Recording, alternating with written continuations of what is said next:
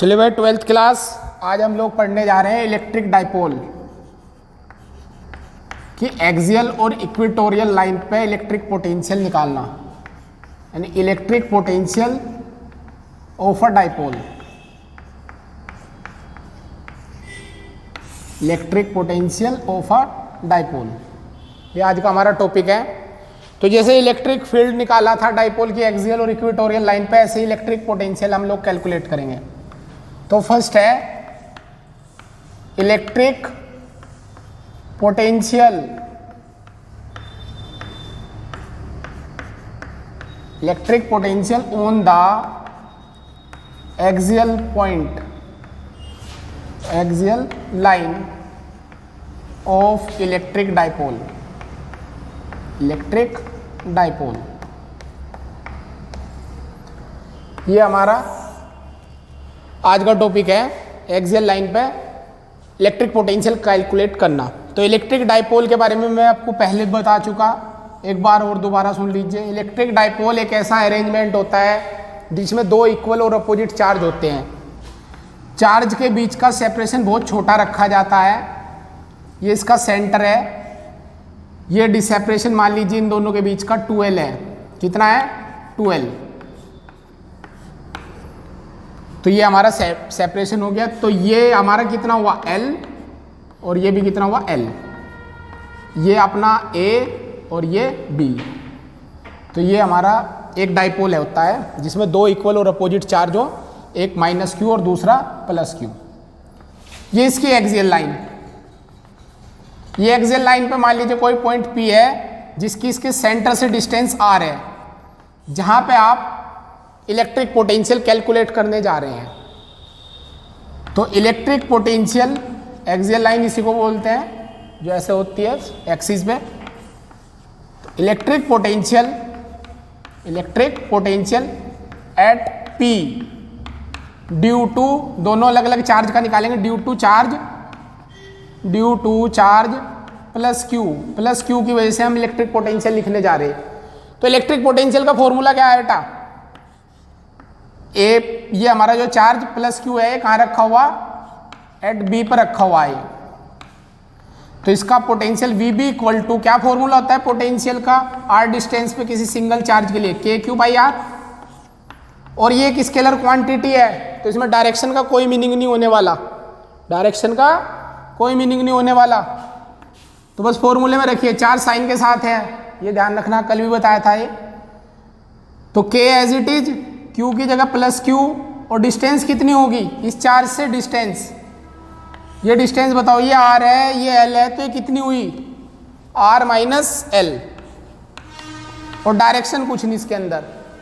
जब भी potential, electric field, electric force, potential energy निकाल रहे हो किसी एक चार्ज की, तो दूसरे चार्ज को एब्सेंट मान लेना चाहिए। आपको ये मानना था कि यहाँ ये चार्ज है ही नहीं। अब नेक्स्ट, अब किसका निकाल लोगे? जो A पे चार्ज रखा हुआ। तो फिर से वही सारी कहानी, electric potential at P due to charge, कौन सा चार्ज? -Q एट A, जो A पर रखा हुआ। जैसे वो B पर रखा था, ये A पर रखा हुआ।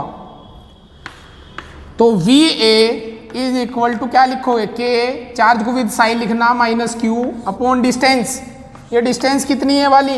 ये R, ये L, तो क्या ये R+L होगी? बोल लो हाँ या ना। तो बिल्कुल R+L होगी, तो ये होगी R+L। तो इसे सोल्व किया गया, -KQ अपॉन R+L। ये हमारा A पे आ गया, यानी ये +Q की वजह से, -Q की वजह से, और ये +Q की वजह से हमने पोटेंशियल कैलकुलेट कर लिया। कहाँ पे? पॉइंट P पर। अब जब पॉइंट P पर आपने पोटेंशियल कैलकुलेट कर लिया, तो टोटल पोटेंशियल कौन बताएगा? तो हम ही बताएंगे, इसको नोट करिए। अब डायरेक्शन इसमें होती नहीं, तो कोई लो नहीं लगाना कि √A² + B² 2AB cos θ, कुछ नहीं, डायरेक्ट ऐड करिए। Then net potential at P, तो VP is equal to V1 + V2, यानी VA + VB।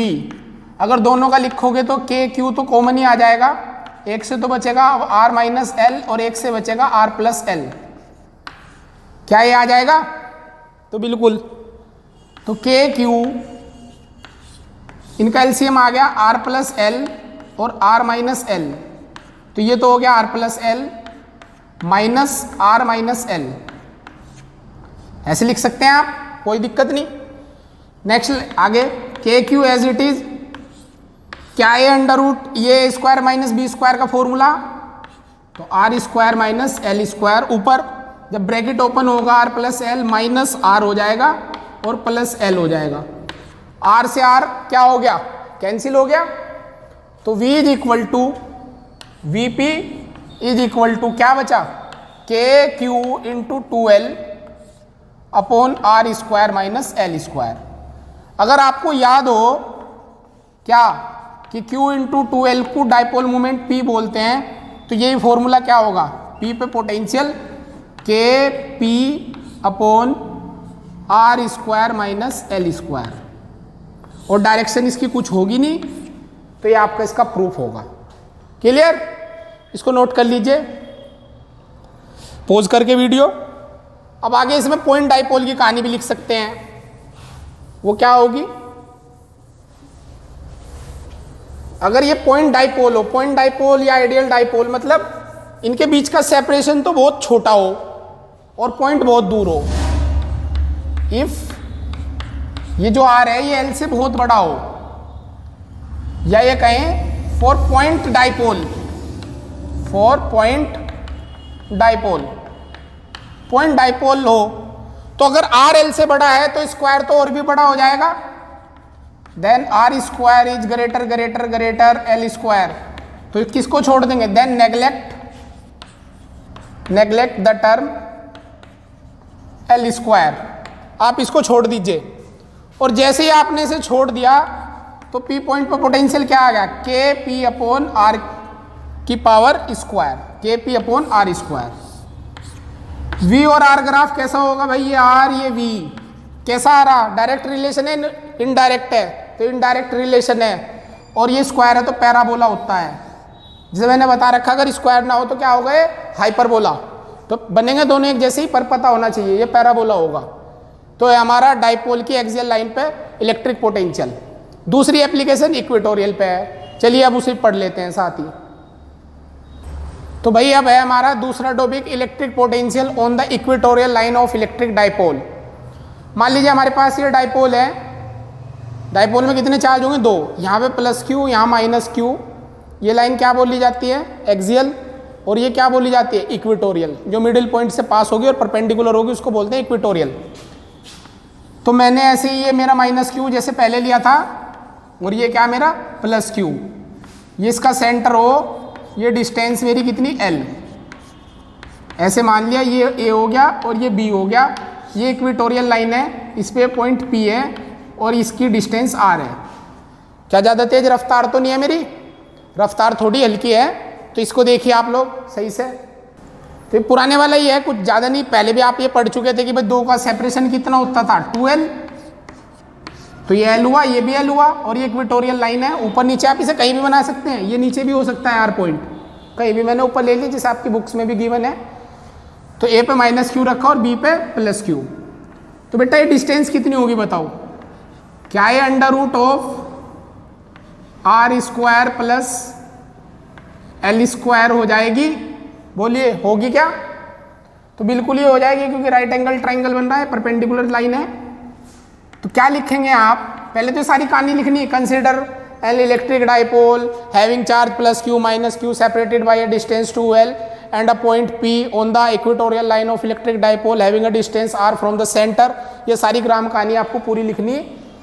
इसके बाद आपको फिर निकालना जो आपको दिया जा। तो electric potential at P due two plus Q. तो प्लस क्यू की वजह से कितना होगा? ये डिस्टेंस भी सेम ही होगी, under root of R square plus L square. खत्म। तो कितना आया? प्लस क्यू जो है वो बी पे है, तो V B equal to K charge कितना? Plus Q distance under root of R square plus L square. समझ में आया? प्लस क्यू की वजह से भाई प्लस क्यू ये है, ये एल है, ये आर है, तो ये under root R square plus L square हो जाएगी। तो इसकी वजह से कितना पोटेंशियल आएगा? जब इसका निकाल रहे तो इसको भूल जाइए। तो V B equal to K, charge को विद साइन, ये लिख लिया। अब दूसरा बताइए किसका? माइनस वाले का। पहले अब इसे भूल जाओ कि यहाँ ये रखा हुआ, आपके लिए बस इतना डायग्राम है कि ये माइनस क्यू और ये डिस्टेंस जो भी है और ये point, electric potential at P due to minus Q.